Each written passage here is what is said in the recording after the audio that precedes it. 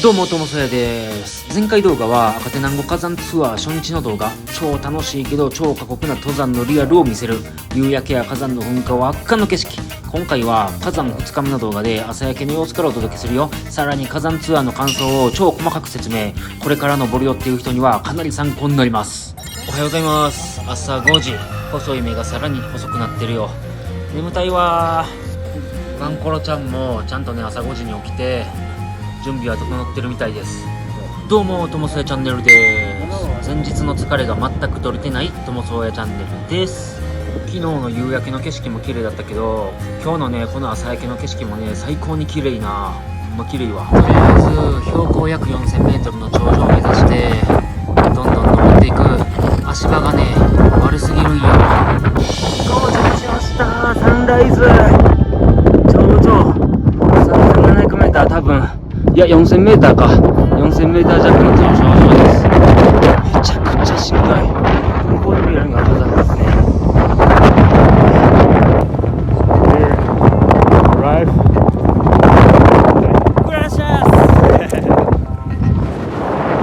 頂上の感想、とりあえず死ぬほど寒いっす。そんな変わらん格好なんですよ。めちゃくちゃ寒いっす。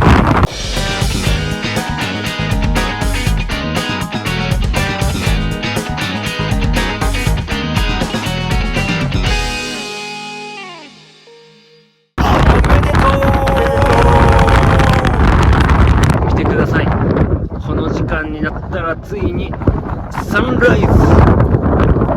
空の上から見る景色も綺麗やし、もちろんねサンライズの景色もね綺麗やし、なんていうかね、ここまで頑張ったっていうスパイスが振りかかってるんで、より一層ね何事も綺麗に見える。この火山とかもめちゃめちゃ綺麗わ。もうこの動画でね若干伝わると思うけど、とりあえず風がねめちゃめちゃ強すぎる。ほんでもって寒い。このワンコロちゃん毎日登って降りてを繰り返してるんかな、いろんなツアー会社とともに。さあこんな感じでね朝日見終えたので、ゆっくりとベースキャンプに戻りたいと思います。多分朝ごはん食べれると思う。この風の強さ伝わるかな、ほんま最後の最後まで。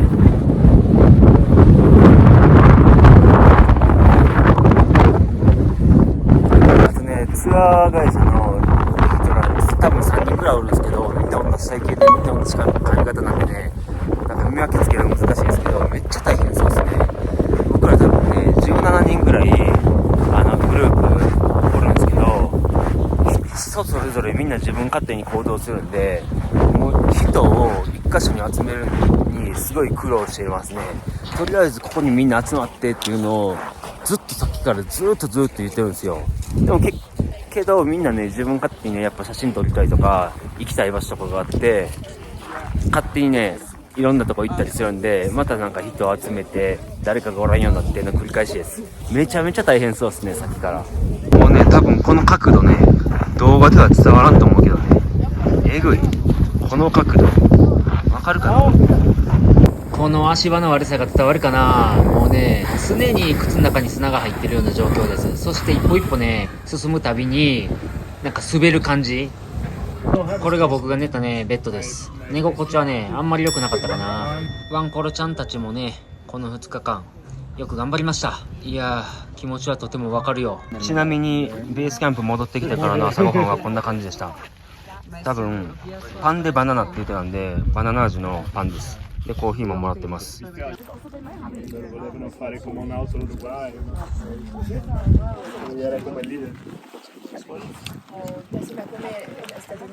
空の下のトイレはちなみにこんな感じです。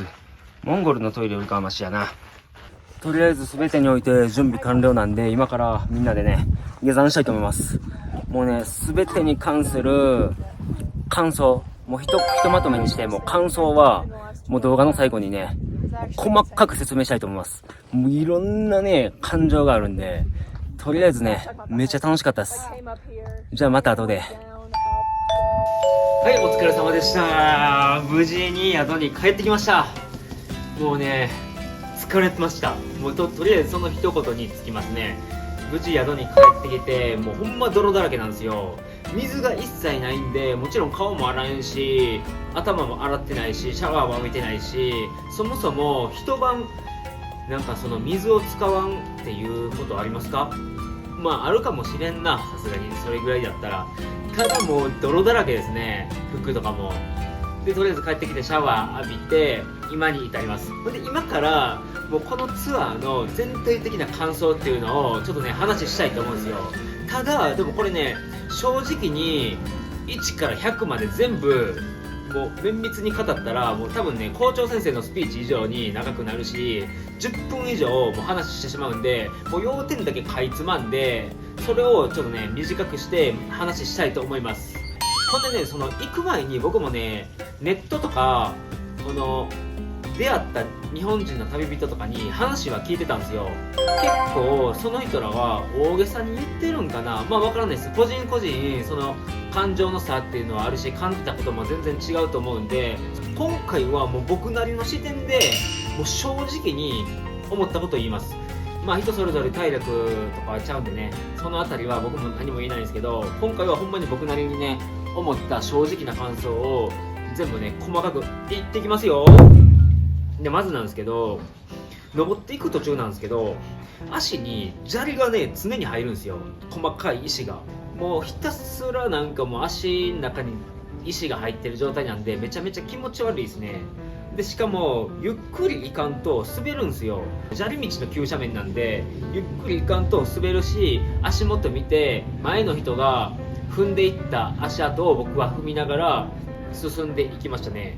ほんでね、もう登っても登ってもね足がねちょっとずつ後ろにずれるんですよ。砂利が多いんで。一歩上がりました。そしたら足が後退して、でほんまにちょっとずつしか進まないんで本当にしんどかったですね。で砂ぼこりが常にすごいです。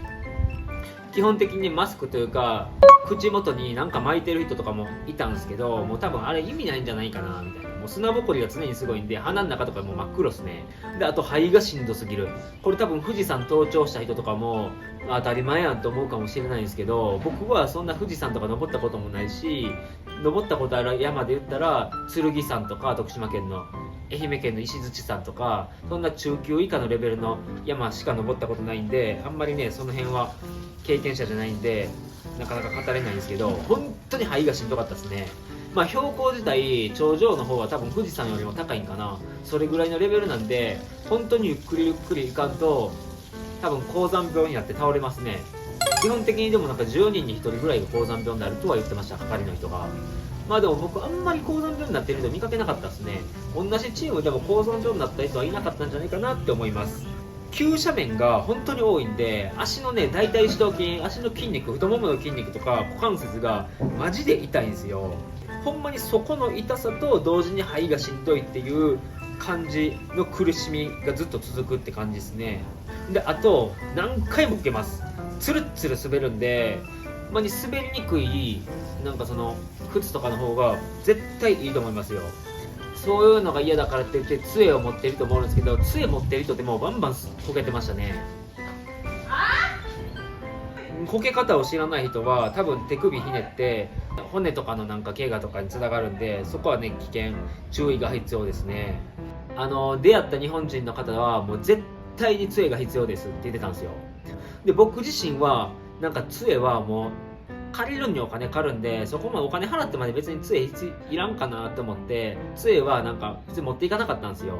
実際杖を持っていくことによって荷物になるじゃないですか。杖を使わないときは荷物になるし、両手塞がるし、もう邪魔かなと思って杖は持っていきませんでした。全然それでもなんとかなりますね。絶対杖が必要って言ってるのは言い過ぎだと思います。ただ僕の感想としてはあった方がいいかなって思いますね。実際なんかその僕も進んでる途中に木の棒みたいなの見つけて、それを杖代わりに使ったりして、そういう感じで使ったりはしたんですけど、別になくてもいけますね。下ってる途中になんかもう逆に杖使うんでもこれ下れるんかなとか思いながら杖ポーンって捨ててそのまま下っていったら全然下っていきますし、まあ別になんか絶対必要っていうわけではないですね。杖はベースキャンプまでは正直全然大丈夫ですね。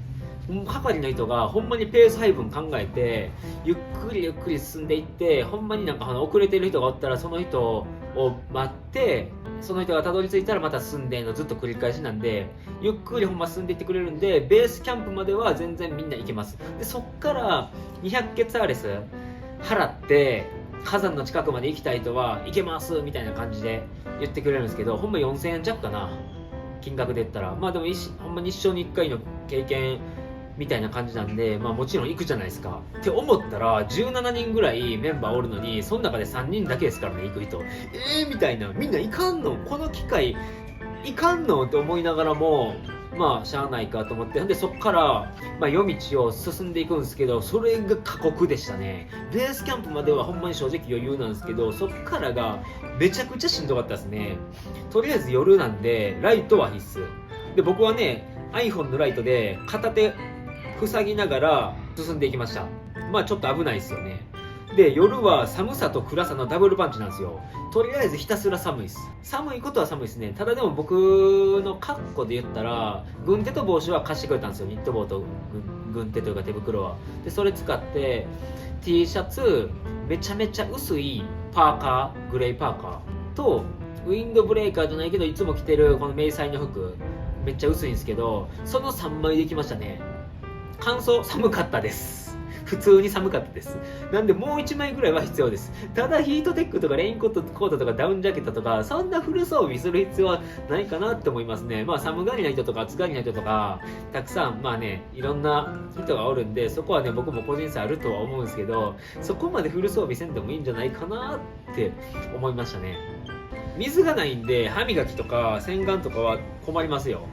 なんでそのウェットティッシュっていうかボディウェットティッシュみたいなちょっと湿ったなんかティッシュで体拭くぐらい、そういうのは多分必要だと思います。なんでウェットティッシュみたいなのは持っていった方が絶対にいいですね。ほんで僕ね、なんか水飲みかけの水があって、なんか係の人が水を回収しに来たんですよ。で僕はそれを水入れてくれるのかなと思ってフル満タンでみんな空のボトル渡してたんですよ。いや飲みかけやけどこれ入れてもらおうかなと思って、はいお願いしますポルハボールって言って渡したら、向こうもうんっていう感じの顔してて、で結局水返ってこなかった。で僕帰ってからもねずっと考えてたんですよ。あれ結局何だったんかなと思って。で多分ねあれね、僕の水捨てられましたね。あれはなんかゴミある人っていう感じでペットボトルのゴミを回収しに来てたんですよっていう話です。なんでスペイン語とか英語わからんかったらそういう時に困ったりはしますね。で基本的には大自然なんで水がないっていうのと、夜寒すぎるで寝る時がほんま寒かったですね。寝袋がしかも微妙に小さいんですよ。僕そんな身長高くないのになんかもう顔はみ出してるというか、肩が出てるぐらいのなんか小ささで、もうマジでと思って、これもっと背高い人とかだったらほんま寝袋収まりきらんやんとか思いながら感じで、夜はあんまり寝ることはできなかったですね。でトイレは汚いです。先に言っときます。まあ、モンゴルのなんか遊牧民とかが使うトイレ、遊牧民はでもあれか外でトイレするんか、中途半端なトイレよりかは綺麗ですね。であと翌日サンライズ見に行ったんですけど、あれはめちゃくちゃ綺麗ですね。あれはほんま見に行く価値ありますよ。正直あっちの方が綺麗んじゃないかな。なんか火山の近くまで行ってマグマ溶岩見るよりかは。それもまあいいけど、まあ、サンライズもすごく綺麗でしたね。でほんまに体力ない人はもう200ケツアレス払って火山の麓まで行くのは諦めて次の日のサンライズに備えた方がいいです。出会った日本人は逆に火山の近くまで行ってしんどすぎて次の日サンライズ見に行けなかったって言ってたんですけど、僕はどっちかというと逆の方がいいですね。サンライズに関してはほぼほぼみんな見に行ってましたわ、やっぱり。ただ頂上めっちゃ風強いんですよ。自撮り棒役に立ちません。風強すぎるんで。でまあお互いにみんなで写真撮り合いっこしたりとかして上では楽しみましたね。前日の夜同様めちゃくちゃ寒いです。ほんでまあ帰りはもうほんまにもうどんどんとそんなしんどくないんで進んでいきましたね。ただ帰りも帰りで急斜面なんでほんまに滑らないようにっていうことを考えながらゆっくり進んでいきました。これ言うん忘れたんですけど、日中やっぱり暑いんでキャップは必要ですね。帽子は貸してくれるって聞いたんでキャップ持っていかなかったんですよ。でも帽子ってニット帽なんでめちゃめちゃ暑いんでなんかそれとは別にキャップはまあ必要ですね、絶対に。で夜は長ズボンは必要です。まあ動画ご視聴ありがとうございました。で最後にまあこの良かったことが、まあこのヨーロッパの人、欧米人とか結構集まってるんですけど、ちょこちょこ話とかしながらなんか上登っていったりとか、到着したら到着者でみんなでハイタッチしたりとか、そういう一つ一つのことがすごい良かったなって感じましたね。楽しかったです。動画ご視聴ありがとうございました。まだまだ言いたいことあるけど、もう今日はねそれぐらいにしときます。ほんでもとりあえずね、僕一応ストイックなんで今日ちょっと筋トレの日なんですよ。でもうめちゃくちゃ正直しんどいんですけど、やっぱり筋トレの日なんで筋トレはやっぱりやっておきたいと思います。